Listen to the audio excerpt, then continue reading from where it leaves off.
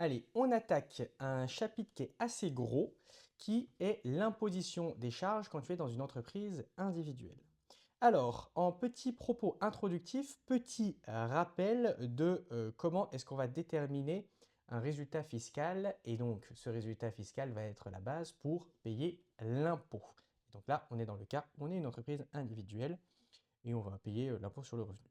Alors, d'abord, on part toujours d'un résultat comptable. Le résultat comptable, c'est quoi? C'est les produits moins les charges. Et justement, aujourd'hui, on va s'intéresser aux charges. Le résultat fiscal, c'est quoi? C'est le résultat comptable moins les déductions et plus les réintégrations. Et aujourd'hui, ce qui va nous intéresser, ce sont les réintégrations. Les réintégrations, c'est quoi? C'est des charges que l'on a comptabilisées en compta pour venir diminuer notre résultat, mais on veut venir annuler ces charges que l'on a mis en moins du résultat comptable. Donc, on va venir les mettre en plus de notre résultat comptable pour obtenir notre résultat fiscal. Et donc, ce résultat, qu'il soit comptable ou fiscal, va être forcément un bénéfice ou un déficit. Or, nous, ce qui nous intéresse, c'est qu'on ait à la fin un résultat fiscal qu'il soit un bénéfice, puisque c'est quand on a un bénéfice que l'on va payer de l'impôt. Si on a un déficit, on ne paye pas d'impôt. Petit exemple, tu as un bénéfice comptable de 100 euros et dans ces 100 euros de bénéfice, il y a 30 euros qui correspondent à une charge d'un restaurant que tu as payé pour toi. D'accord? Donc, tu es allé au restaurant le week-end avec tes amis, ça n'a rien à voir avec ton entreprise. Eh bien, on a d'abord un résultat comptable de 100 euros. Donc, si on est un bénéfice de 100 euros, le bénéfice, on le met à droite. On aurait eu un déficit comptable, on l'aurait mis à gauche. On va venir réintégrer, donc rajouter en plus nos 30 euros de restaurant, ce qui va nous faire un résultat fiscal de 130 euros. Pour ce qui est des charges déductibles, il y a d'abord une condition, enfin plusieurs même conditions de fond. La charge peut être fiscalement déductible si elle est en rapport avec l'exploitation. Exemple, tu vends des bougies, tu as une charge qui est l'achat de cire pour fabriquer tes bougies. L'achat de cire, ça rentre totalement en rapport avec ton activité, avec ton exploitation, donc il n'y a pas de souci. Il faut que la dépense soit dans l'intérêt de l'activité. On peut prendre le même exemple. Le fait que tu aies acheté de la cire, c'est dans l'intérêt de ton activité. D'accord?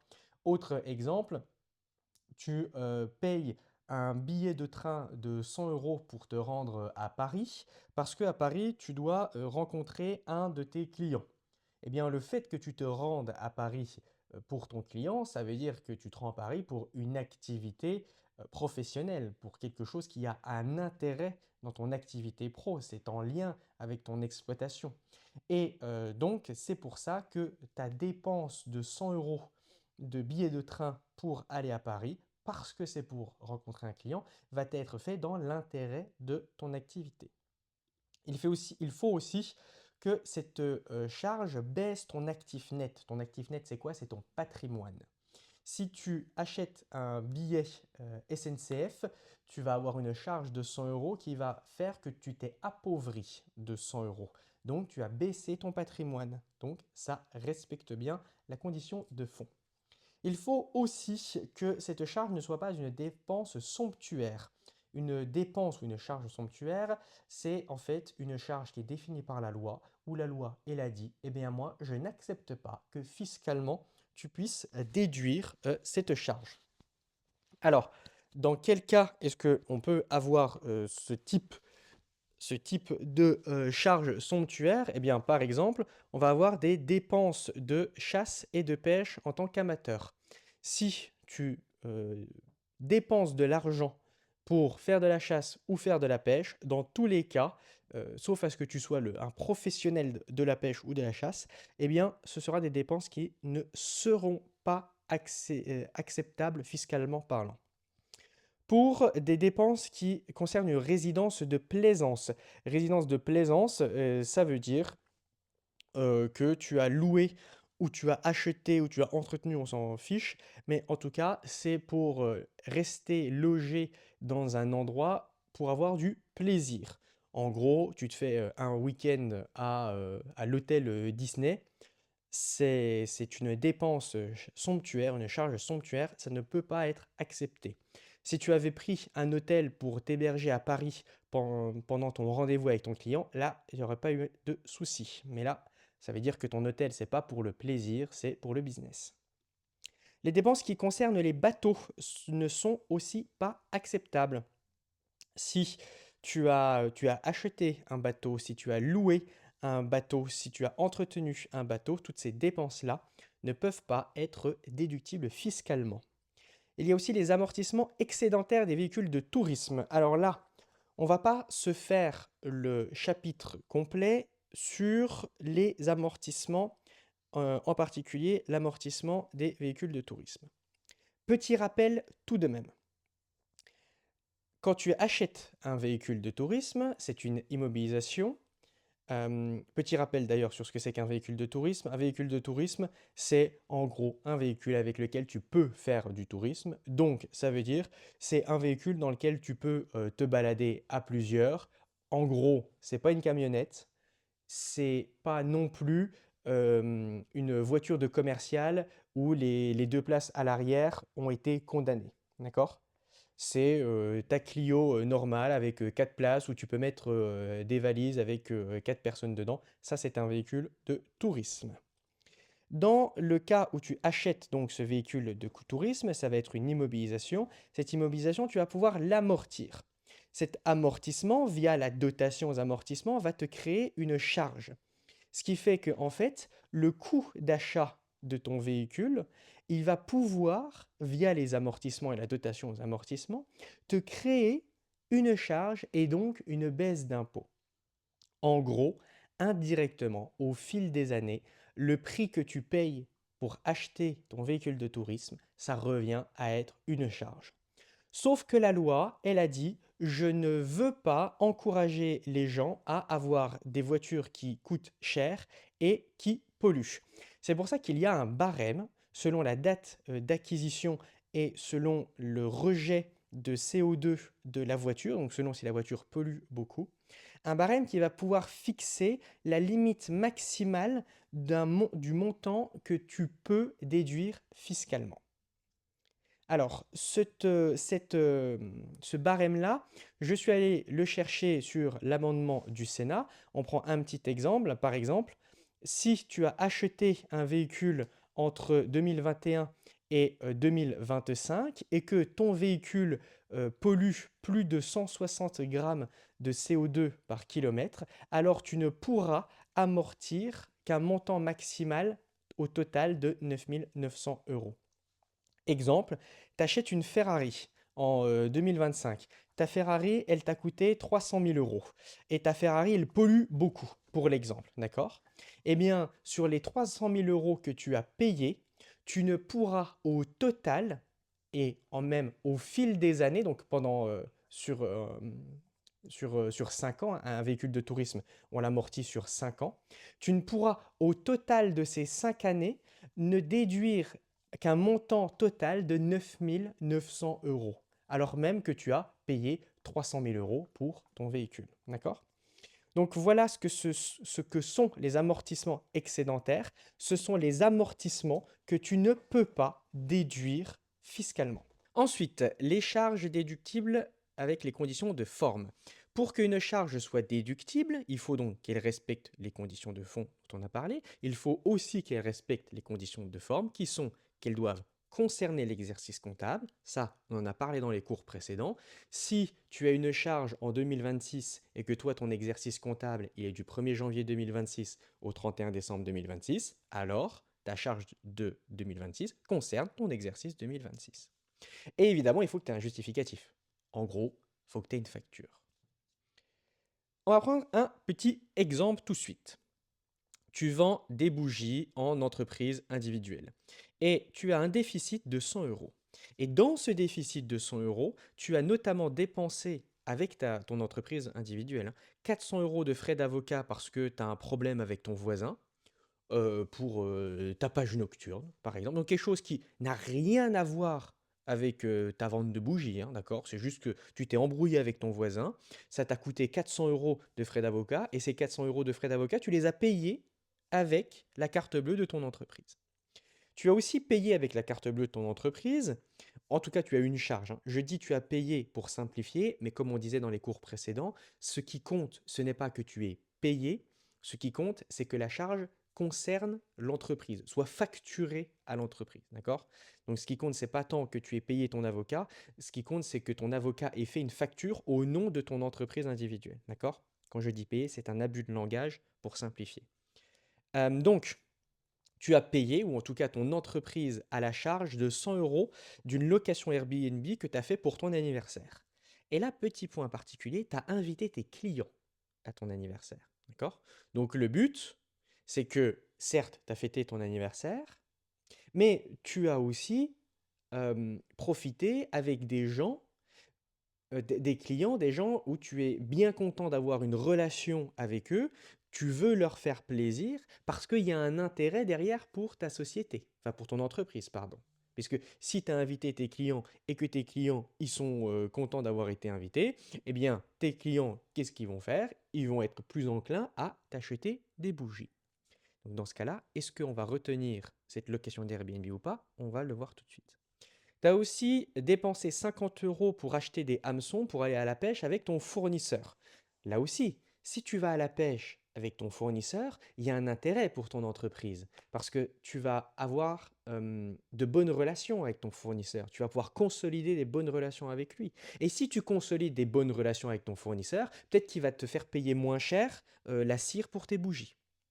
Et tu as 1000 euros de location de yacht pour ton entreprise. Là aussi, on va dire que tu es allé faire du yacht avec tes clients et tes fournisseurs.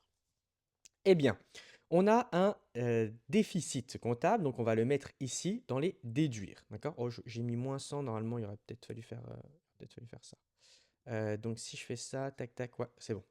Donc, il ne faut pas que je mette moins, il faut que je mette plus. Donc, on a un résultat, un déficit comptable de 100. Ok.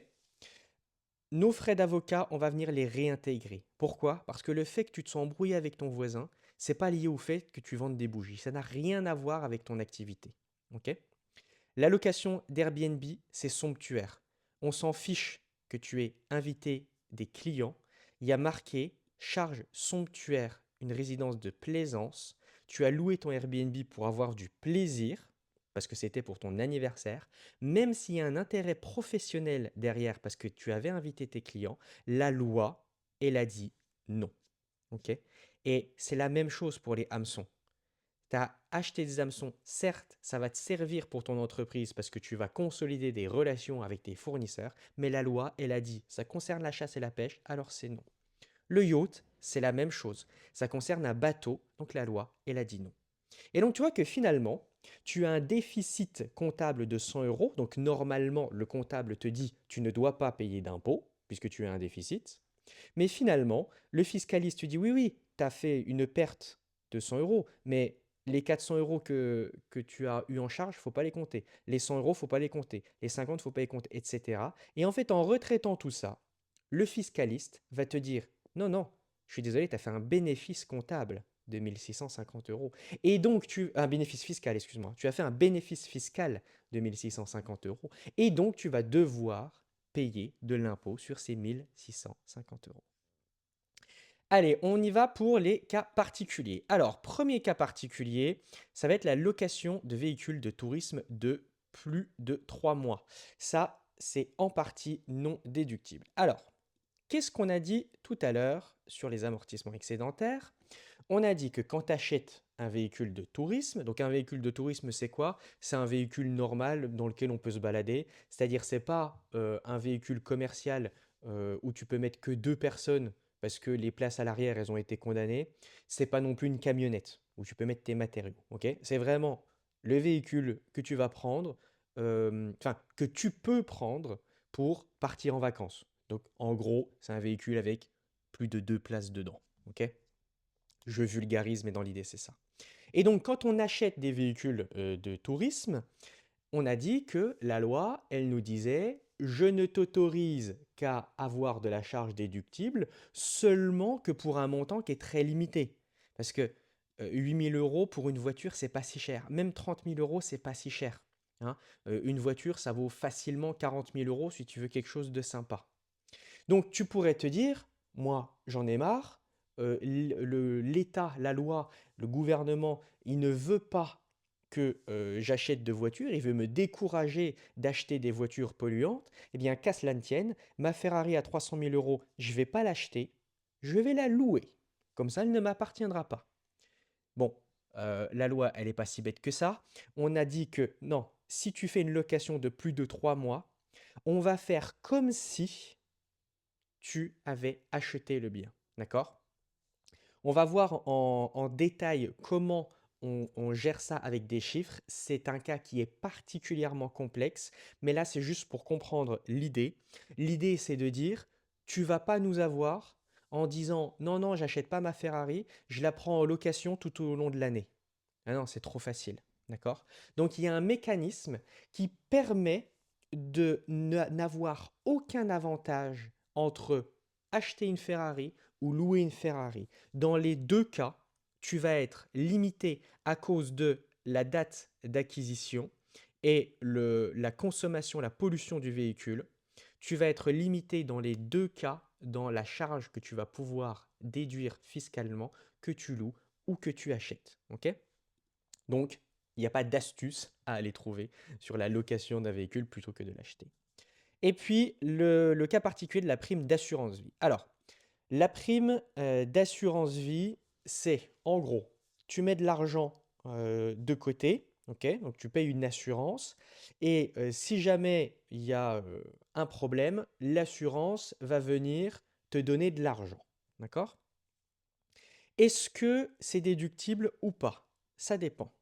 Si l'assurance, elle a été prise sur le compte de l'entreprise, d'accord? Tu as un contrat entre ton assureur et toi, ton entreprise. Donc c'est ton entreprise qui a l'assurance. Dans ce cas-là, oui, la prime que tu payes, donc que ton entreprise, elle paye, elle est déductible. Petit focus, un homme clé, c'est quoi? Un homme clé, c'est quelqu'un, un homme ou une femme, hein, on s'en fiche, qui va jouer un rôle déterminant dans l'entreprise. Petit exemple, tu es restaurateur, d'accord? Donc, bon, on va dire que tu exploites en tant qu'exploitant individuel un restaurant. C'est pas très, c'est un peu bizarre, mais bon, passons. C'est pas, c'est pas le propos. Et dans ton restaurant, tu as embauché un chef, cuistot, et ce chef, c'est Philippe Etchebest, d'accord? Tu te doutes bien que Philippe Etchebest, chef renommé, meilleur ouvrier de France, 3 étoiles au Michelin, figure people avec Cauchemar en cuisine, Top Chef et tout ce qui s'ensuit. Tu te doutes bien que dans ton restaurant, d'avoir comme chef Philippe Etchebest, ça va te ramener du monde. Donc, Philippe Etchebest est un homme clé pour ton restaurant parce que s'il y a Philippe Etchebest dans ton entreprise, tu vas faire beaucoup de chiffres d'affaires. Donc, il est déterminant pour ton entreprise. S'il n'y a pas Philippe Etchebest, ton entreprise, donc ton restaurant, va pas faire le même chiffre d'affaires, va pas avoir la même clientèle. Donc, Philippe Etchebest joue un rôle déterminant dans ton entreprise, donc c'est un homme clé. Et donc, si tu as pris une assurance vie sur la tête de Philippe Etchebest pour que si jamais Philippe Etchebest y décède, enfin, ton restaurant puisse avoir une indemnité, eh bien, la prime que tu payes, donc l'argent que tu donnes à l'assurance, elle est déductible. Si par contre, c'est un chef lambda que personne connaît, qu'il soit là ou qu'il soit pas là, enfin que ce soit ce chef-là ou un autre, ça change rien à ton restaurant. Dans ce cas-là, ce n'est pas un homme clé, et donc dans ce cas-là, la prime de l'assurance vie ne sera pas déductible. Donc qu'on soit d'accord, hein. Quand on dit une prime d'assurance vie, c'est l'argent que tu verses à l'assurance vie, hein. Si maintenant, l'assurance vie, elle a été prise pour un organisme financier, en gros, c'est la banque. C'est-à-dire, il arrive des situations où généralement tu vas faire un emprunt, ok? Et la banque va te dire, attendez, je veux que vous preniez une assurance vie parce que, et cette assurance vie, je veux que s'il y a un problème avec vous, eh bien, cette assurance vie que vous aurez pris, elle va me verser à moi, la banque, de l'argent, ok? C'est possible, hein. Tu n'es pas obligé, quand tu prends une assurance vie, d'être le bénéficiaire de cette assurance. Et donc là, en l'occurrence, c'est toi qui vas payer la prime d'une assurance vie. Et si jamais l'assurance se déclenche, eh bien, l'indemnité versée par l'assurance vie va être donnée à la banque et non pas à toi. Et ça, en fait, c'est une condition pour que tu puisses avoir un prêt, hein. Ça rentre dans la négociation d'un prêt. C'est pas au programme, mais c'est comme ça que ça se passe dans la vie. Même toi, à titre personnel, si tu vas faire un prêt, un crédit immobilier, par exemple, il y a de grandes chances pour qu'on te demande de prendre une assurance sur le crédit. Dans ce cas-là, ce ne sera pas une assurance vie, mais le principe, il est le même. C'est de garantir, d'avoir une garantie pour la banque. Bref, là, en fait, on va s'intéresser de est-ce que la banque, elle t'a obligé à prendre cette assurance. Si la banque t'a autorisé à prendre cette assurance vie, oui, c'est déductible. La prime que tu payes est déductible. Si la banque, elle t'a pas obligé, la prime que tu payes n'est pas déductible. Ok. Et puis ensuite, on a une assurance pour le personnel. Si toi, tu as pris une assurance pour tes salariés, eh bien, cette assurance va être déductible, très simplement.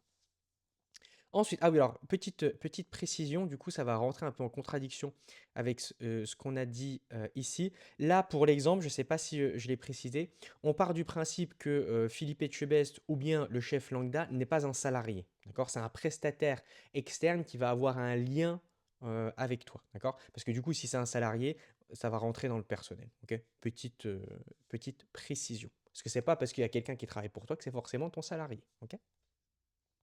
Et puis accessoirement, l'homme clé, ça peut être toi, hein. Ça aussi. Si jamais tu es toi-même Philippe Etchebest, tu peux, sur ton entreprise individuelle dans laquelle tu vas travailler, et donc tu vois, en tant qu'exploitant individuel, tu ne vas pas être salarié, tu peux toi-même, si tu es Philippe Etchebest, prendre une assurance vie homme clé en disant que l'homme clé, c'est toi-même Philippe Etchebest. Ça marche, hein. Bref, on enchaîne sur les publicités, les cadeaux, les parrainages. Alors, pour ce qui est des publicités, oui, sauf si c'est de la pub prohibée. Tu as le droit de faire de la publicité et si tu fais de la publicité euh, euh, pour tes bougies, il n'y a pas de souci. Tu as payé 100 euros pour faire un spot pub à la télé. Bon, ce qui n'est pas cher payé, mais ce n'est pas la question. Oui, tu peux déduire fiscalement ces 100 euros. Par contre, si c'est une publicité prohibée, par exemple une publicité sur de l'alcool, une publicité sur du tabac, eh bien dans ce cas-là, les frais que tu as engagés pour cette publicité ne pourront pas être déduits fiscalement. Ok. L'intérêt, c'est de te décourager de faire des publicités prohibées, donc des publicités sur l'alcool, ce qui, de toute façon, pour cet exemple-là, de toute manière, est interdit. Bon, encore une fois, là, on est sur un cours de comptabilité, on n'est pas sur un cours de droit des sociétés.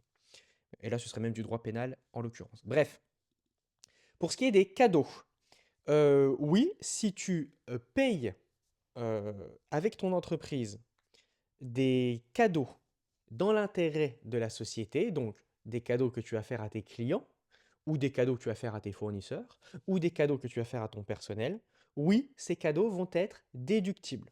Alors il y a quand même une limite fiscale, je ne sais pas pourquoi j'ai mis un petit plus, il y a quand même une limite fiscale. La limite fiscale dans le BTS et le DCG pardon, n'est pas à connaître. En plus, ça change tous les ans. Là, de mémoire, on est à 73 euros, 73 ou 75, non 73 je crois, toutes taxes comprises. Donc voilà, c'est de l'ordre de 70 euros, on va dire, un petit peu plus. Mais ça change tout le temps, donc c'est pas un montant qui est à connaître. Et pour le parrainage, oui, si ton entreprise, elle parraine quelque chose, pourvu que l'on voit l'entreprise, c'est-à-dire qu'on voit son logo, on voit son slogan, donc on sait que l'entreprise, elle est là, donc en fait tu fais un petit peu de la publicité, hein, et que le coût que tu as engagé soit raisonnable, c'est-à-dire que tu as dépensé 100 euros pour que dans un match de basket, il y ait une banderole avec le nom de ton entreprise, par exemple. D'accord? Donc tu as, dans ce cas-là, on part du principe que tu n'as pas payé pour faire de la publicité sur une banderole, tu as parrainé le match de basket, tu as donné de l'argent aux organisateurs de ce match de basket, et pour te remercier d'avoir fait ça, le match de basket t'a fait une banderole. D'accord? Donc tu n'as pas directement payé pour la banderole, tu as soutenu les organisateurs du match de basket qui, pour te récompenser, pour te faire plaisir, t'ont fait une banderole. D'accord? Donc, c'est de la publicité déguisée, mais légalement, c'est pas de la publicité. Eh bien, dans ce cas-là, pourvu que tu aies dépensé un coût qui soit raisonnable par rapport à ton entreprise, c'est-à-dire que si ton entreprise, elle fait 30 000 euros de chiffre d'affaires par an et que tu as dépensé 5 000 euros, bon, bah ça va. Si ton entreprise, elle fait 30 000 euros de chiffre d'affaires et que tu as dépensé 300 millions pour parrainer un match de basket, bon, alors là, non, c'est totalement déconnant, d'accord? Et là, on rentrerait encore une fois, dans d'autres dispositions légales, mais encore une fois, on n'est pas là pour faire un cours de droit ici. Pour ce qui est des frais de déplacement, oui, tu peux déduire tes frais de déplacement fiscalement parlant si jamais tu t'es déplacé pour des raisons professionnelles et si le coût a été raisonnable. Je reprends l'exemple de tu payes un billet de train 100 euros pour aller à Paris, 100 euros si ton entreprise, elle peut se les payer, il n'y a pas de souci. Et si c'est pour aller voir des clients, il n'y a pas de souci. Si c'est pour que tu puisses aller visiter la Tour Eiffel avec tes amis, là, on n'est pas OK parce que ce ne sera pas une dépense professionnelle. Et si jamais tu vas en jet privé à 60 000 euros alors que ton entreprise, elle fait 30 000 euros de chiffre d'affaires, non, ce ne sera pas possible. Pour ce qui est des impôts et des taxes, oui, les impôts sont déductibles. Alors, oui et non. En fait, oui, quand les impôts et les taxes sont déductibles.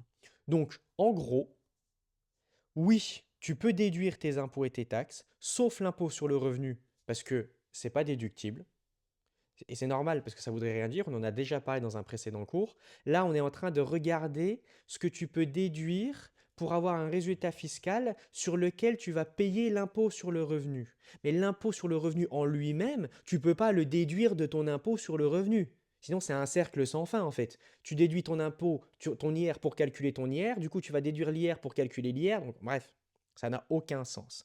Donc tu ne peux pas déduire l'impôt sur le revenu de l'impôt sur le revenu, parce que ça ne veut rien dire, et tu ne peux pas déduire la CSG et la CRDS, qui sont deux contributions sociales, en gros pour le remboursement de la dette publique et pour la sécurité sociale.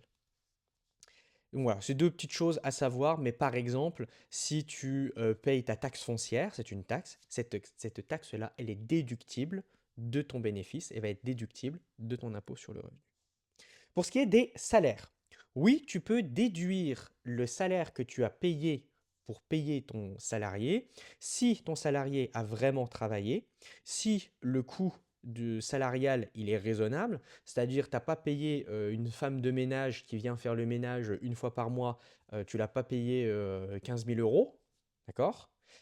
Pourvu que tu l'aies payé le loyer, enfin le salaire d'une femme de ménage, donc on va dire, j'en sais rien, on va dire que tu la payes 2 000 euros par exemple, c'est raisonnable. Si tu la payes 20 000 euros pour une femme de ménage, c'est un peu plus bizarre. Et puis les cotisations pardon, sociales obligatoires, oui, si elles sont obligatoires, c'est-à-dire qu'il y a des cotisations sociales en tant qu'exploitant, qu'entreprise, tu es obligé de payer. Ces cotisations obligatoires, eh bien, tu peux les déduire de ton résultat fiscal. Et il y a aussi des cotisations sociales qui sont facultatives. Là aussi, on ne va pas rentrer dans le détail parce que ça, c'est du droit social. Mais quand tu payes des cotisations sociales facultatives, donc en gros, c'est pour que tu puisses avoir une meilleure retraite à ta retraite, pour que tu puisses être plus indemnisé si jamais tu es malade. Et quand on sort des cotisations qui sont obligatoires, eh bien, tu peux quand même, sur ces cotisations du sous qui ne sont pas obligatoires, qui sont facultatives, tu peux quand même les déduire, mais avec une certaine limite. D'accord? Tu ne pourras pas les déduire à 100%. Là aussi, on ne va pas rentrer dans les détails de comment se décomposent ces limites. On ne va pas rentrer dans les détails de quelles cotisations facultatives on parle, parce que ça, c'est du droit social. Attention, petit focus sur le salaire de l'exploitant. Salaire, je vais le mettre entre guillemets. Quand tu es un exploitant, par exemple, tu es un artisan, tu fabriques des bougies et tu les vends, d'accord? Et tu fais ça à titre entreprise individuelle. Tu n'es pas salarié de ton entreprise dans la majeure, comment dire, euh, de manière générale. Bon, techniquement, tu pourrais être salarié, mais c'est un non-sens comptable. On ne va pas rentrer dans les détails de comment ça se passe, mais normalement, si tu fais les choses correctement, tu ne vas pas te mettre salarié de ton exploitation. D'accord? Et donc, quand tu ne te mets pas salarié de ton exploitation, ce qui se passe en fait, c'est que toi, tu vas prendre l'argent dans ta poche, à titre personnel, pour aller partir à Disneyland, ton entreprise, oui, ton entreprise, pardon, quand ton entreprise va faire du bénéfice. Si ton entreprise fait du bénéfice, tu peux récupérer ce bénéfice pour aller à Disneyland. D'accord? Mais tu ne peux pas te prendre un salaire comme un salarié qui travaille dans une société. D'accord? Si tu le fais, techniquement, tu peux avoir un mécanisme particulier qui te le permet. Mais si tu le fais, fiscalement parlant, ton salaire, il ne sera pas déductible. D'accord? Là aussi, on va pas rentrer dans les détails parce que après, c'est juste un autre sujet qui est juste quel choix d'entreprise ou de société on va faire en fonction de l'activité. C'est un point qui est évidemment très important de connaître quand on veut être comptable et expert comptable, parce que c'est ni plus ni moins que de répondre à la question. Il y a un client qui vient te voir, il te dit, ah ben moi je veux me mettre à vendre des bougies, est-ce qu'il faut que je sois exploitant individuel? Est-ce qu'il faut que je crée une SARL? Est-ce qu'il faut que je crée une SAS? Est-ce qu'il faut que je crée une SNC? Est-ce qu'il faut que je le fasse tout seul? Est-ce qu'il faut que je m'associe? Est-ce qu'il faut que je mette 1 € de capital ou il faut que j'en mette 100 000, etc. D'accord? Et toutes ces règles-là vont déterminer le régime fiscal que tu vas avoir. D'accord? Et si jamais tu as choisi le régime fiscal de l'exploitant individuel, c'est ce qui concerne ce cours-là, normalement, il n'y a aucune raison que tu te sois salarié. D'accord? C'est pour ça que ça, dans la pratique, ça n'existe pas parce que ce serait une très très mauvaise décision en fait. C'est un peu la même chose que de dire je vais faire une course de voiture, mais j'achète une Twingo. Bon, si tu veux faire une course de voiture, il vaut mieux que tu achètes une Ferrari, tu vois. On est sur ce genre de métaphore. Bref, mais tout ça pour dire que si jamais tu es dans une situation où tu te verses un salaire en tant qu'exploitant, eh bien ce salaire-là ne sera pas déductible fiscalement. Il faudra donc que tu le réintègres dans ton résultat. On va prendre les petits exemples juste après. Pour ce qui est des dons. Les dons, oui, tu peux les déduire fiscalement. Ça peut être une charge fiscale si ça a été fait dans l'intérêt de l'entreprise ou bien si ça a été fait dans l'intérêt de ton personnel. Là aussi, petit cas, si jamais tu as fait un don qui n'est pas dans l'intérêt de l'entreprise ni dans l'intérêt de ton personnel, donc vraiment, tu as donné de l'argent à la fondation Louis Vuitton, par exemple, ok? Alors que toi, tu n'as rien à voir avec le monde du luxe, alors que ton personnel n'a rien à voir avec Louis Vuitton, donc tu as fait totalement un don qui est désintéressé. Dans ce cas-là, ton don en soi, il va pas être déductible, mais tu vas pouvoir avoir une réduction d'impôt l'année prochaine. On rentre pas dans les détails, c'est pas au programme, je le mets juste pour dire que voilà, ça existe, le principe de la réduction d'impôt pour le don. Bon, maintenant prenons des petits exemples. Toi, tu vends des bougies et tu as fait un bénéfice de 100 000 euros. Et dans ce bénéfice de 100 000 euros, ça comprend le fait que tu as eu des charges à hauteur de 6 000 euros de dotation aux amortissements pour un véhicule de tourisme que tu as acheté 30 000 euros en 2025 et qui pollue 166 grammes de CO2 par kilomètre. Et puis, bah, tiens, on va les faire, puisque c'est des gros trucs, on va les faire un à un. Donc, véhicule acheté en 2025 à 30 000 euros. On reprend, là on est en 2026, là tu l'as acheté en 2025 et il est à plus de 160, donc on va être là, bam. Donc tu l'as acheté 30 000 euros, mais tu peux ne déduire que 9 900 euros au total. Ok? Donc on va tout de suite prendre ici nos petites notes. Tu as un véhicule qui vaut 30 000 euros. Ça, tu as dépensé 30 000 euros. OK? Et donc, tu vas avoir une charge de 30 000 euros qui va être liée aux amortissements. Sachant que tu vas avoir une charge de 30 000 euros divisé par 5, qui va te faire 6 000 euros d'amortissement. Pourquoi divisé par 5? Parce que c'est les règles à savoir. Un véhicule de tourisme, ça s'amortit sur 5 ans. Donc, une fois par an, pendant 5 ans, tu vas venir constater une charge comptable de 6 000 euros.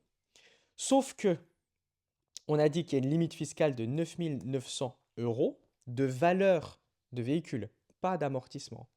Donc, divisé par 5, ça veut dire que le fisc, il te dit non, tu as le droit de déduire que 9 900 euros sur tes 30 000 euros.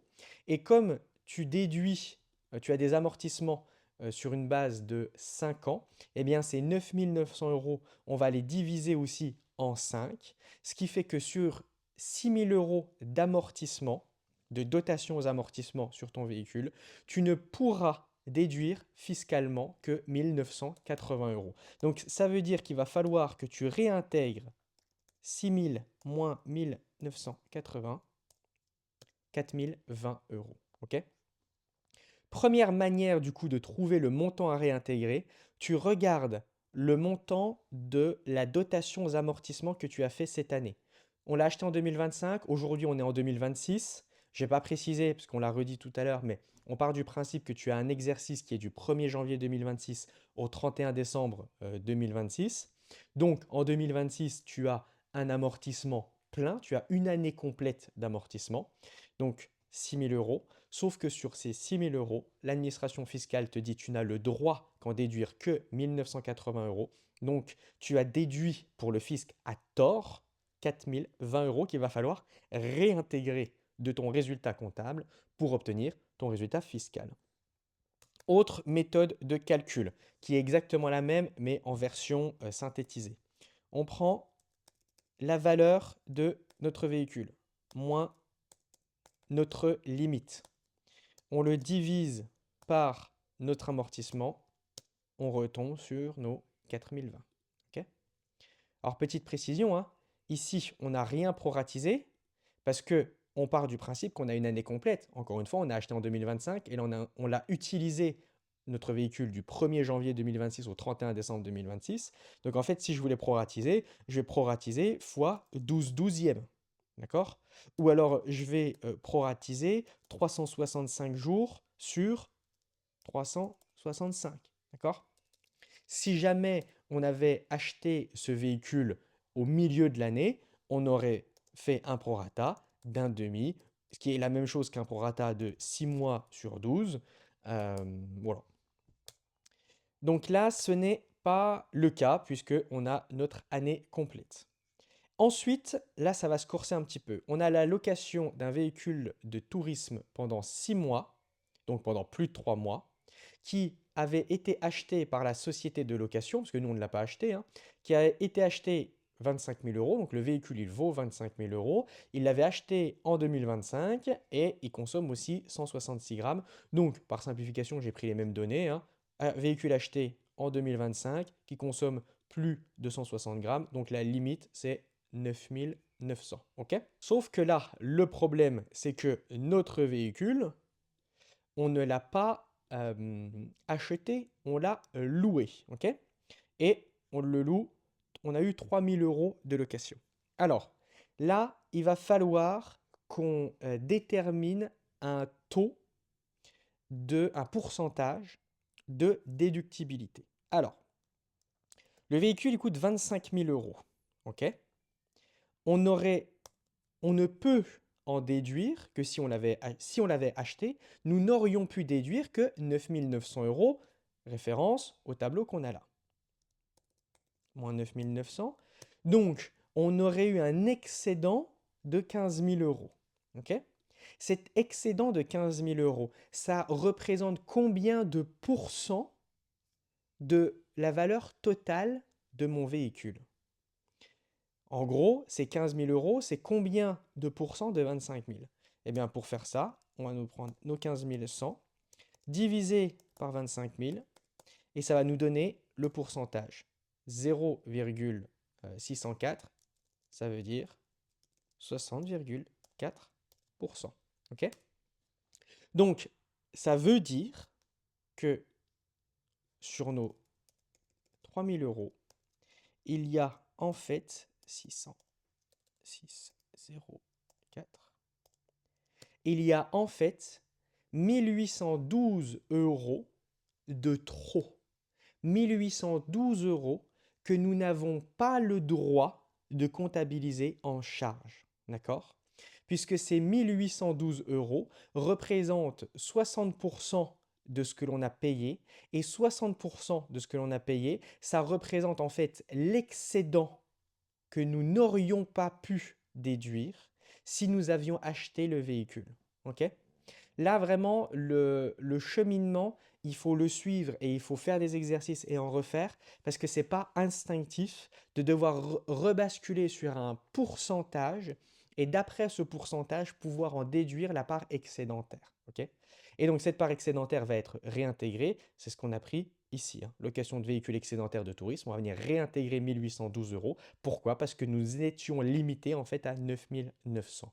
Et nous avons donc du coup fait le pourcentage de ce que ces 9900 représentaient sur la valeur totale du véhicule.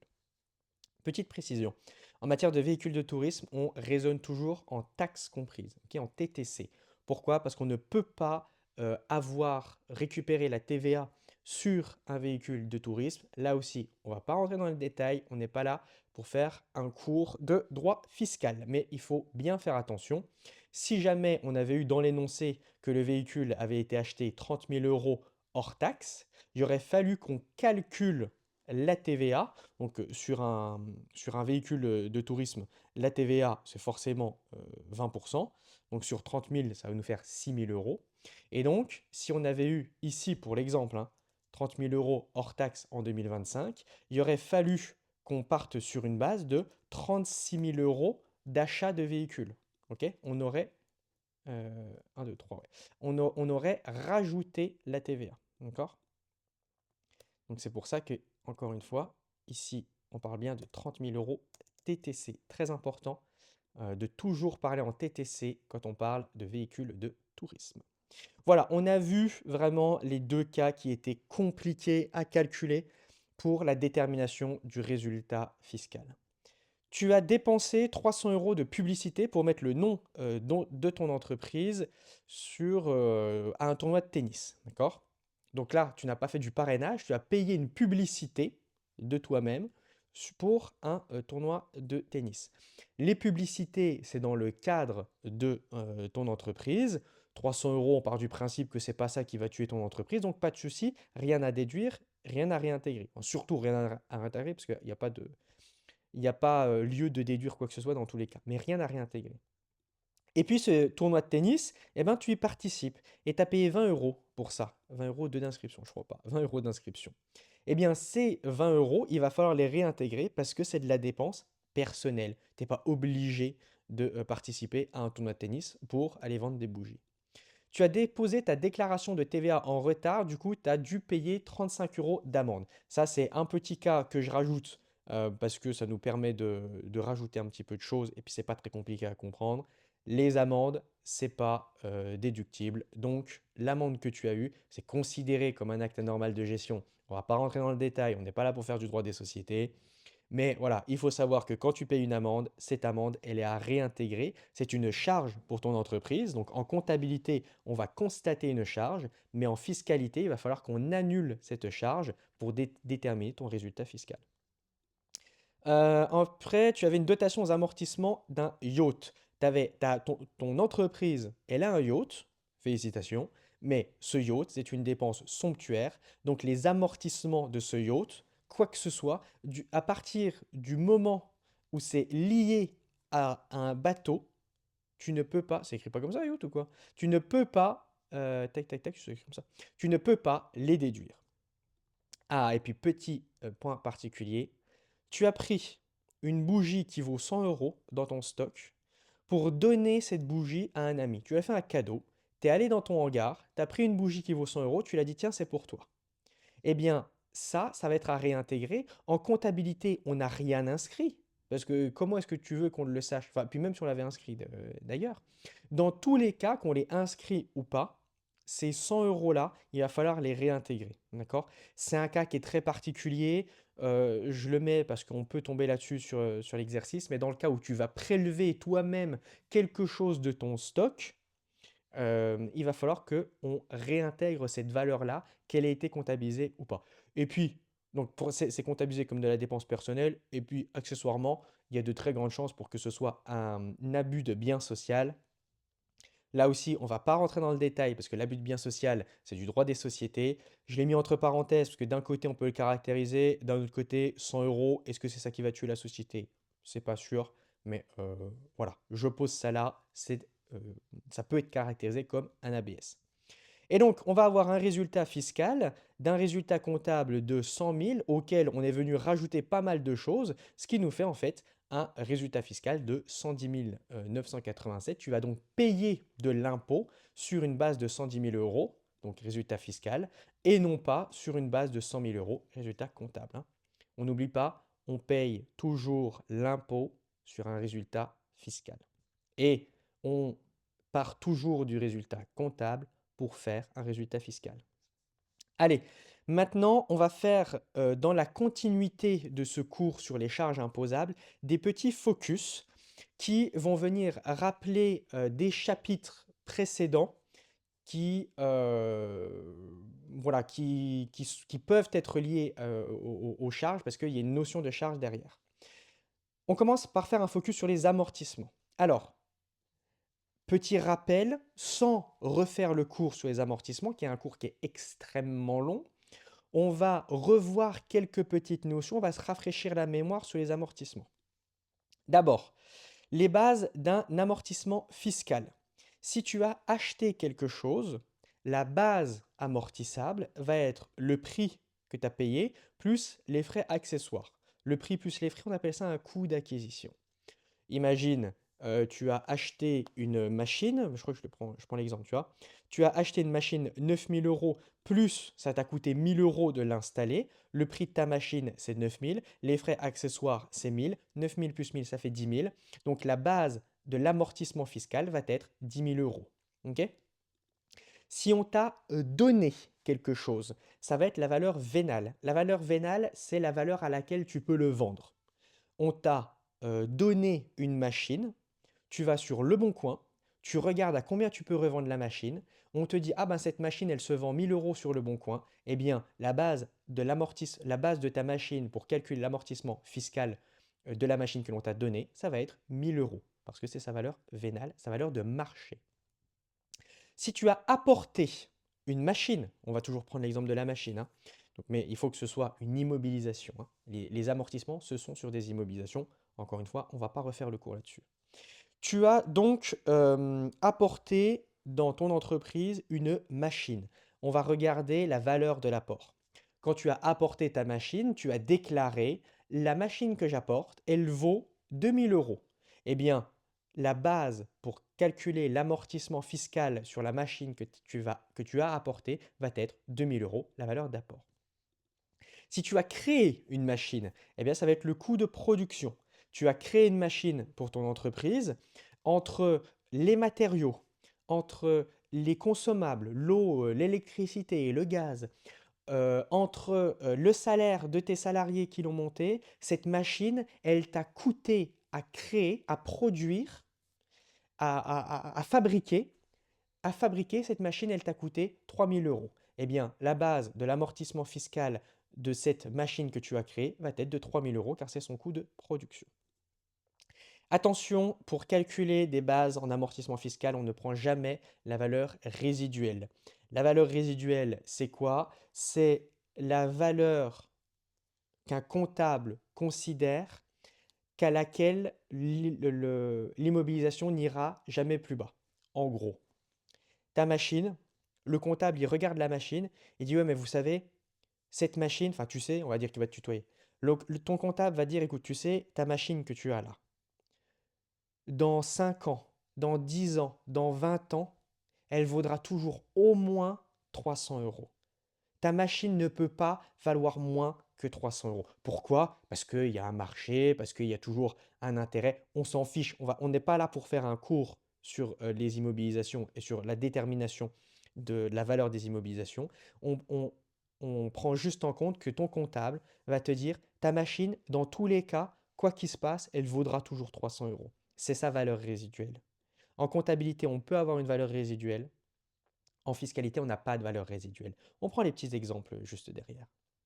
Petit rappel encore, un amortissement, enfin si on a un amortissement fiscal qui est différent d'un amortissement comptable, alors il faut, en tout cas dans la majeure partie des cas, on va faire un amortissement dérogatoire. Alors j'ai dit il faut, des fois on le fait, des fois on ne le fait pas, mais en tout cas, là où je veux en venir, c'est que la différence entre l'amortissement fiscal et l'amortissement comptable va venir déclencher l'amortissement dérogatoire. Ok? Voilà. Donc là, on était sur les petits rappels. On va continuer avec des exemples.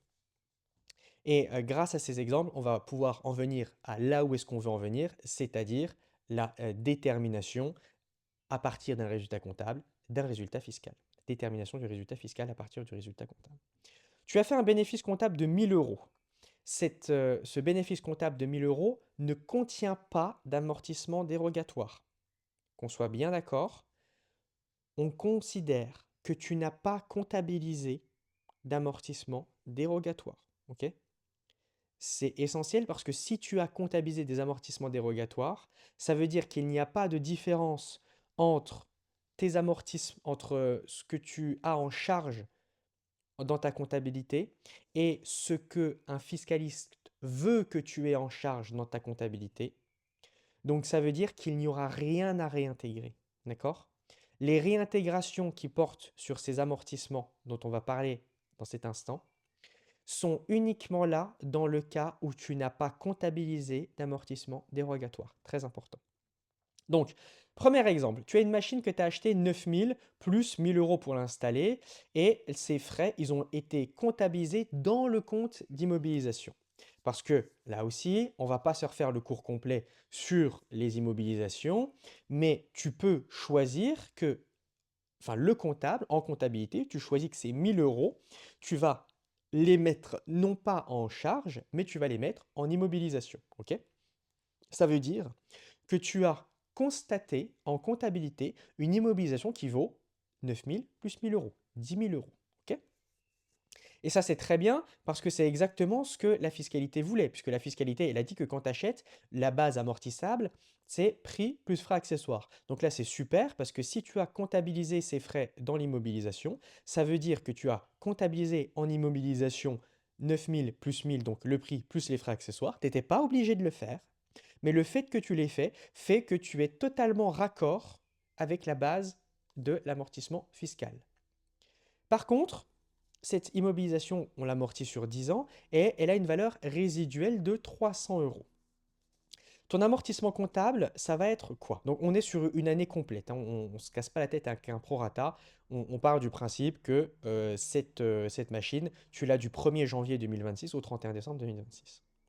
Tu vas avoir une base amortissable de 9000 plus 3000, sauf que en comptabilité, comme tu as une valeur résiduelle, tu vas prendre en compte cette valeur résiduelle et tu vas enlever 300 euros. Donc en fait, ta base amortissable ne va pas être 10 000 euros, va être 10 000 euros moins 300 euros de valeur résiduelle. Tu divises en 10, ça te fait 970 euros. Hein. Ta base, du coup, elle est de 9 700 euros, divisé par 10, parce que ta machine, tu l'amortis sur 10 ans, ça te fait 970 euros de dotation aux amortissements. Sauf que le fiscaliste, quand il fait son petit calcul, il dit, bah, moi, ma base amortissable, c'est le prix plus les frais accessoires, 9000 plus 1000. Je ne tiens pas compte de la valeur résiduelle en tant que fiscaliste. Ça nous fait donc 10 000. 10 000 divisé par 10 ans d'amortissement, ça fait 1000 euros. Et là, on a un problème. Amortissement fiscal, 1000 euros. Amortissement comptable, 970 euros. Tu as donc un amortissement dérogatoire que tu n'as pas comptabilisé. Donc en gros, dans ce cas-là, c'est une différence. Hein. On pourrait presque... je vais amortissement slash différence. Non, je vais juste mettre différence, tiens, parce que comme ça, on va pas avoir de confusion avec le fait de est-ce qu'on a comptabilisé ou pas. Tu as une différence du coup de 1000 moins 970, ça te fait 30 euros que tu vas devoir déduire. D'accord? Parce qu'en comptabilité, tu as constaté une charge de 970 euros. le fiscaliste dit que tu aurais dû constater une charge de 1000 euros, donc il faut que tu constates encore plus de charges que tu n'en as constaté. Donc il faut que tu fasses baisser ton bénéfice parce que tu vas venir alourdir ce bénéfice d'une charge. Alourdir un bénéfice d'une charge, ça veut dire mettre une déduction. Donc tu vas venir déduire de ces 1000 euros 30 euros. Ok? Autre exemple, ah bah tiens, je vais le mettre tout de suite. Donc là, voilà, tu vois, on a notre résultat de 1000 euros, moins la dotation aux amortissements dérogatoires qu'on n'a pas comptabilisé, euh, égale, ou slash, on peut dire aussi dans le libellé, différence amortissement compta fisca, 30 euros. Ok? Donc tu vas venir déduire. Autre exemple maintenant. Tu as une machine que tu as achetée 9000 euros. Il n'y a pas de frais, on s'en fiche. Tu l'as amorti sur 7 ans en comptabilité, tu l'as amorti sur 10 ans en fiscalité. Donc en comptabilité, tu as un amortissement de 1286. En fiscalité, tu as un amortissement de seulement 900 euros. Donc du coup, tu as une différence de moins 386. Là, il va falloir réintégrer. Tu as constaté une charge de 1200, même presque 1300. Le fisc te dit, ouh là là, tu as une charge qui est trop lourde. Il va falloir alléger ton bénéfice comptable. Donc pour l'alléger, on va venir l'augmenter. Et comment est-ce qu'on augmente quand on parle d'une charge? Eh bien, on va venir réintégrer cette charge. Ce sont nos 386 ici. Donc reprise aux amortissements reprise d'amortissement dérogatoire non comptabilisé, slash, le libellé, dire que c'est la différence amortissement compta fiscal, ça marche aussi. Ensuite, on a, tac, tac, tac, tu as acheté une machine maintenant de 9000 plus 1000 euros pour l'installer, sauf que ces frais pour l'installer, toi, tu les as comptabilisés dans les charges. Tu ne les as pas mis en immobilisation et tu amortis sur 10 ans. Dans ce cas-là, tu as un amortissement comptable de 9000 divisé par 10 ans, ça te fait 900 euros, mais l'amortissement fiscal de 900 plus les frais pour avoir un coût total de 10 000, ça nous fait un amortissement de 1000. Tu as donc un amortissement dérogatoire, enfin non, on va mettre une différence, puisqu'on part du principe que l'amortissement, tu ne le comptabilises pas, une différence de 100 euros à déduire. C'est le même principe que nos 30 euros. On va venir les déduire ici. Tac. Hop, différence, amortissement compta fiscal. OK? Et donc ça nous fait un résultat, ah, j'ai pas tout pris, de ça moins ça. Hop là. Ça nous fait donc un résultat fiscal de 1256 euros. Passons maintenant, je suis où? Allez, on y arrive. Passons maintenant aux différents éléments qui peuvent expliquer un amortissement fiscal qui serait différent d'un amortissement comptable. Là encore, le but, c'est pas de se refaire le cours sur les amortissements. Le but, c'est de venir compléter tout ce qu'on a dit. Eh bien, qu'est-ce qui peut expliquer qu'on a un amortissement fiscal qui est différent de l'amortissement comptable? Eh bien, parce qu'on a une base amortissable qui est différente. Soit à cause des frais accessoires, là, c'est le cas. On avait une base de 900 pour le compta et une base de 10 000, une base de 9 000 pardon, pour le comptable, une base de 10 000 pour le fiscaliste à cause des frais accessoires. À cause de la valeur vénale, c'est le premier exemple que l'on a pris avec une valeur résiduelle de 300 euros. Tiens, oui, c'est vrai que j'ai pas pris. Tac, tac, tac. Ouais, j'aurais dû. Ouais, je vais plutôt parler de valeur résiduelle. C'est mieux. On va pas rentrer dans le détail. Je crois voilà, on en parle un petit peu juste après. Le bon terme, ça reste quand même valeur résiduelle. Donc, à cause de la valeur résiduelle, c'était notre premier exemple, ou bien à cause de la durée d'amortissement qui est différente. Pourquoi la durée d'amortissement serait différente? Bah, à cause d'une règle fiscale. C'était le cas qu'on avait ici. En comptabilité, on a amorti sur 7 ans, mais le fiscaliste dit non, non, moi je ne suis pas d'accord. Moi, selon une règle fiscale, je vais l'amortir sur 10 ans. Et puis ça peut être aussi à cause des amortissements dégressifs. Là aussi, on ne va pas rentrer dans le détail de ce que c'est parce que ça fait partie du chapitre sur les amortissements. Mais un amortissement dégressif, c'est ni plus ni moins qu'un taux d'amortissement qui va être différent de la comptabilité. Donc, on va être sur cette même base de durée, enfin plus de taux d'amortissement, durée d'amortissement slash taux d'amortissement. Parce que c'est la durée qui fait le taux, hein. À cause d'une règle fiscale. Voilà. Donc ce que je veux dire, c'est que là-dedans, on va englober le cas des amortissements dérogatoires. Petit focus maintenant sur les dépréciations. Le principe, il est le même. On en parle parce que les dépréciations peuvent jouer sur le résultat fiscal, mais le but, c'est pas de se refaire le cours complet sur les dépréciations. Une dépréciation, c'est quoi? On reprend quand même les bases. C'est une perte de valeur en fonction d'un indice, d'accord? En fonction du marché, par exemple, hein, en fonction de, je ne sais pas, du coût de l'énergie, par exemple. Quand on a un indice, quelque chose qui nous fait croire, qui nous fait penser que notre immobilisation elle est en train de perdre de la valeur, eh bien on va venir comparer la valeur nette comptable de notre immobilisation avec sa valeur actuelle. La valeur actuelle, c'est quoi? C'est la valeur la plus haute entre la valeur d'usage ou la valeur vénale. La valeur vénale, c'est quoi? On en a parlé précédemment, c'est la valeur à laquelle tu peux vendre le bien. Tu veux connaître la valeur vénale de ta machine? Tu vas sur le bon coin et tu regardes combien tu peux vendre ta machine. La valeur d'usage, c'est quoi? C'est ce que peut te rapporter cette machine, cette immobilisation de manière générale, hein. On prend l'exemple de la machine parce que c'est plus parlant, mais c'est un abus de langage. On parle de manière générale d'une immobilisation. Mais prenons l'exemple de la machine, c'est plus parlant. Tu as une machine à fabriquer des bougies. Cette machine à fabriquer des bougies, tu sais qu'elle te permet de créer des bougies qui vont te rapporter 10 000 euros de bénéfices. D'accord? Donc, grâce à cette machine, tu vas pouvoir créer des bougies et ces bougies vont te rapporter 10 000 euros de bénéfices. Eh bien, la valeur d'usage de ta machine, c'est 10 000 euros. La valeur d'usage, c'est l'argent que cette machine, que cette immobilisation peut te faire gagner. D'accord? Donc, on va venir comparer l'argent que la machine slash l'immobilisation peut te faire gagner versus l'argent que la machine va te rapporter si tu la vends sur le bon coin.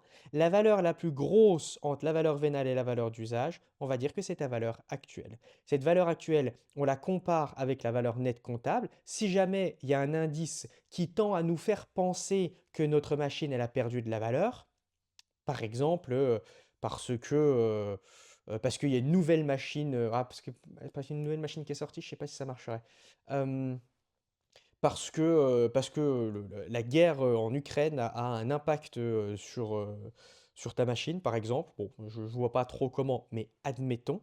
Il y a quelque chose d'extérieur, pas forcément extérieur d'ailleurs, mais il y a quelque chose qui te fait penser que ta machine aurait pu perdre de la valeur. Eh bien, dans ce cas-là, tu compares sa valeur nette comptable à la valeur actuelle. Et si jamais la valeur nette comptable est plus grosse que la valeur actuelle, dans ce cas-là, il va falloir faire une dépréciation.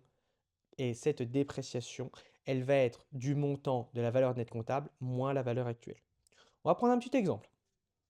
Tu as une machine. Cette machine, il y a quelque chose qui te fait croire qu'elle a perdu de la valeur. Valeur nette comptable, 2000 euros. Cette machine, elle te permet de générer 1200 euros de bénéfices. Cette machine, si tu la vends sur le bon coin, elle te rapporte 1500 euros. C'est quoi le plus gros entre 1005 et 1002? C'est 1005. Donc, on va venir retenir la valeur vénale comme étant la valeur actuelle de ta machine. Valeur nette comptable, 2000 euros. Valeur actuelle, 1500 euros. Dépréciation de 2000 moins 1005. Dépréciation de 500 euros. OK? Voilà ce que c'est qu'une dépréciation. On ne va pas plus dans le détail. Encore une fois, on n'est pas là pour faire le cours complet là-dessus. Mais ce qu'il va falloir savoir, c'est est-ce que ces dépréciations, et notamment les dotations aux dépréciations, donc la charge qui va être liée à notre dépréciation, va être déductible de notre résultat fiscal ou pas.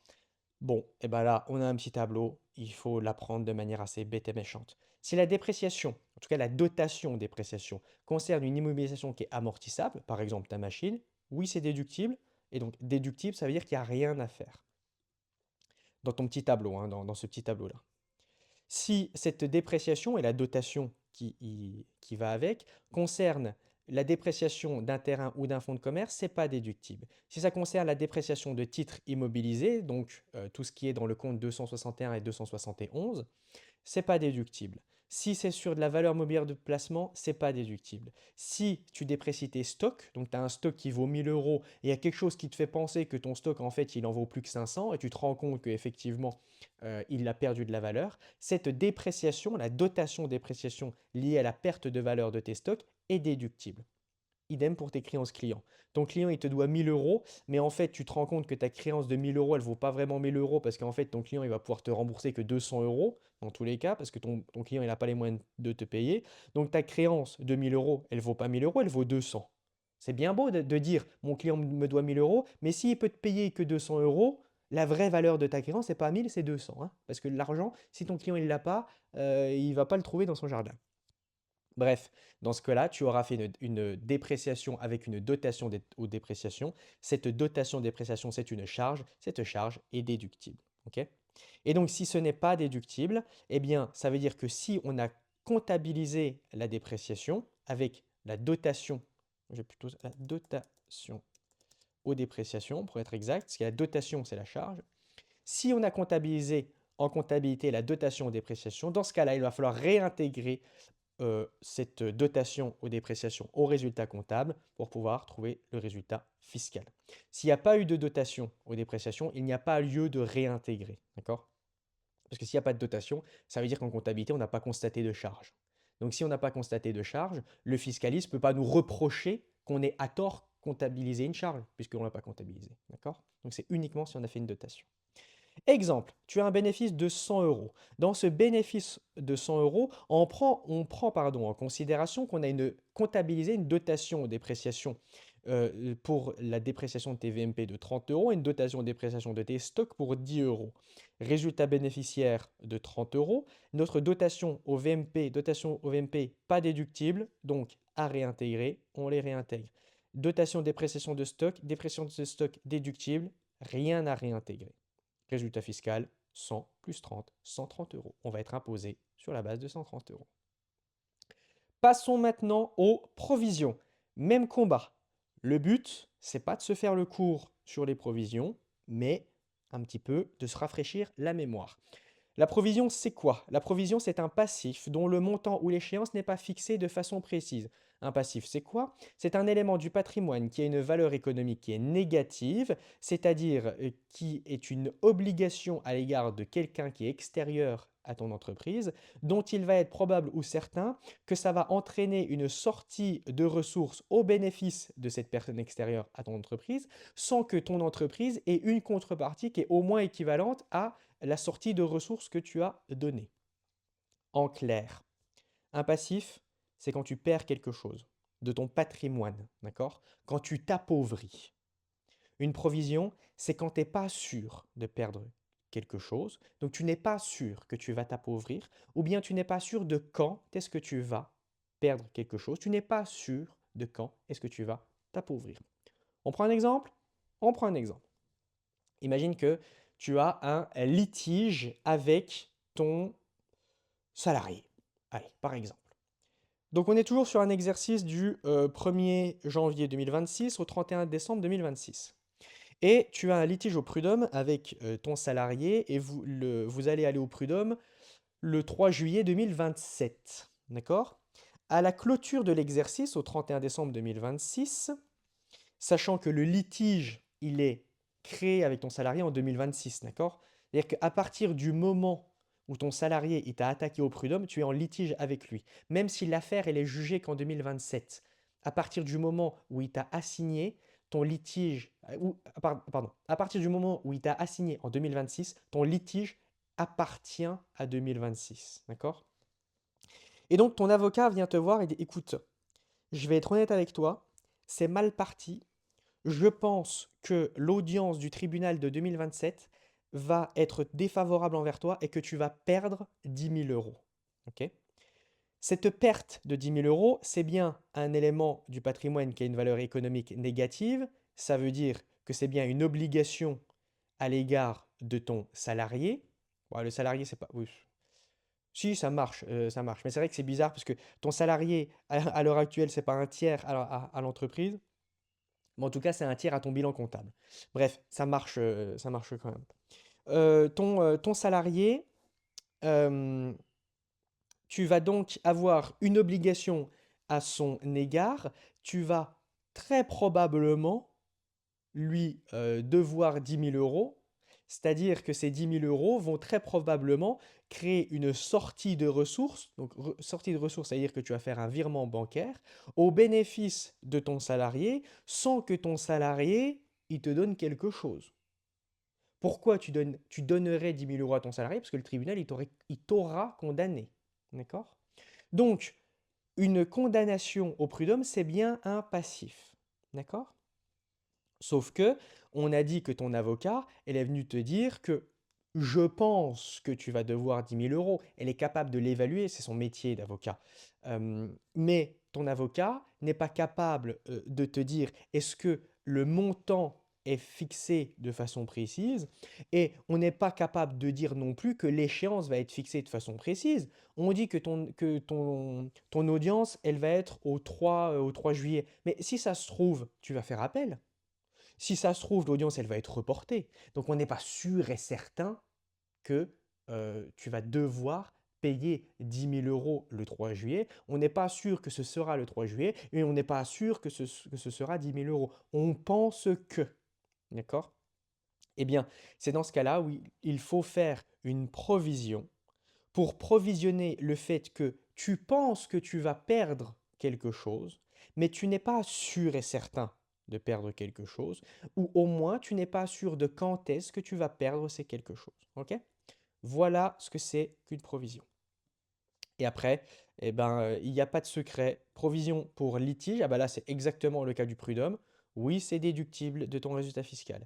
Provision pour garanties qui sont données au client, ça c'est, tu as vendu une bougie et tu dis à ton client, je vous garantis que cette bougie, elle va durer 10 ans. Si cette bougie, elle ne dure pas 10 ans, je vous rembourse 10 000 euros. Ok? Sauf que il est fort probable que ta bougie ne tienne pas 10 ans. Donc il est fort probable que tu doives donner 10 000 euros à tes clients puisque tu lui avais garanti que tu lui donnerais 10 000 euros si la bougie ne tiendrait pas 10 ans. Voilà. Et donc la provision que tu vas constater pour et la dotation d'ailleurs, aux provisions, que tu vas constater pour constater qu'il est probable que dans le futur, tu devras donner 10 000 euros à ton client pour lui, ne pour respecter ta garantie que ta bougie tiendrait 10 ans, elle va être déductible. Provision pour amende et pénalité. Il est fort probable que tu doives payer une amende l'année prochaine. L'amende n'étant pas déductible, la pénalité n'étant pas déductible, la provision pour dire qu'il sera probable que tu vas payer une amende n'est elle-même pas déductible.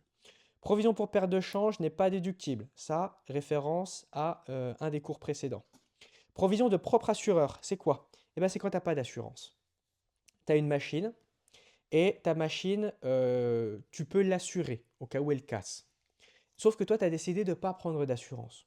Sauf que manque de bol, il est bien probable que la machine, elle casse. Donc, il est bien probable que tu doives assumer toi tout seul les dépenses que ton assurance aurait pris en charge si tu avais assuré ta machine. Donc, quelque part, tu es devenu ton propre assureur. Eh bien, le montant de cette dépense probable n'est pas déductible. Provision pour indemnité de départ à la retraite n'est pas déductible. Tu as ton salarié, s'il part à la retraite l'année prochaine, tu lui devras 3 000 euros parce que c'est toute la prime de retraite que tu lui dois. Mais tu sais, tu n'es pas sûr qu'il va partir à la retraite. Dans tous les cas, indemnité de départ à la retraite n'est pas déductible. Provision pour congé payé, c'est déductible. Ton salarié, il a en 2020, au 31 décembre 2026, il lui reste 300 euros de congé à prendre. Il est probable que tu doives lui payer ses congés payés en 2027. Tu fais une provision, cette provision est déductible. Provision pour licenciement pour motif économique. Il est fort probable que tu doives indemniser ton salarié parce que tu vas le licencier pour motif économique, pardon. La provision n'est pas déductible. pour gratification de personnel maintenant. Il est fort probable que tu doives donner 1000 euros à ton salarié à titre de prime en 2027. Cette provision pour gratification du personnel est déductible. Provision de gros entretien et de grosses révisions est déductible. Là aussi, c'est un cas particulier. Ça fait l'objet d'un chapitre à part entière, la comptabilisation des dépenses de gros entretien et de grosses révisions. Là aussi, le but, c'est de ne pas se faire un cours là-dessus, mais en gros, tu as une voiture. Ta voiture, tu sais qu'il va falloir que tu fasses la révision dans 5 ans. Et cette révision, elle va te coûter 100 000 euros. On va dire que c'est une très grosse révision. C'est pour l'exemple. Soit tu considères que ces 100 000 euros de révision que tu vas devoir faire, tu considères que c'est une immobilisation. Dans ce cas-là, tu n'as pas constaté de provision. Soit tu considères que tu veux faire un autre système qui s'appelle justement la provision pour gros entretiens. On ne va pas rentrer dans les détails de comment ça se passe, ce n'est pas l'objet du chapitre. Mais si jamais tu as comptabilisé cette provision pour gros entretiens de grosses révisions, cette provision-là sera déductible. Provision réglementée, déductible. Provision réglementée, c'est quoi? C'est une provision qui est imposée par la loi. C'est la loi, elle a dit, je t'oblige à constituer une provision de 1000 euros. On ne va pas rentrer dans les détails de quand est-ce que la loi peut t'imposer à faire ça. Ce n'est pas le but de ce chapitre. On n'est pas sur du droit des sociétés, ni du droit fiscal d'ailleurs. Et la provision pour impôt, ben, ça dépend si l'impôt il est déductible ou pas. On en avait parlé, tac, tac, tac, ici, hier, mot en entier. Voilà. On a dit que les impôts et les taxes, elles sont déductibles, sauf l'impôt sur le revenu, la CSG et la CRDS. Si tu fais une provision pour l'impôt sur le revenu, ta provision n'est pas déductible. Si tu fais une provision pour ta CSG, pour payer ta CSG en 2027, ta provision n'est pas déductible. Si tu fais une provision pour la taxe foncière est une taxe qui n'est pas une de ces trois impôts et taxes, donc il n'y a pas de souci. Ta provision sur la taxe foncière va être déductible. Donc, en matière de provision pour impôt, ça dépend si l'impôt est déductible. Pardon. Et là encore, attention, par pas déductible, ça veut dire que si dans notre comptabilité, on a comptabilisé une dépréciation, il va falloir que l'on réintègre cette dépréciation de notre résultat comptable pour trouver notre résultat fiscal. Car on n'oublie pas que le résultat fiscal, c'est le résultat comptable moins les déductions plus les réintégrations.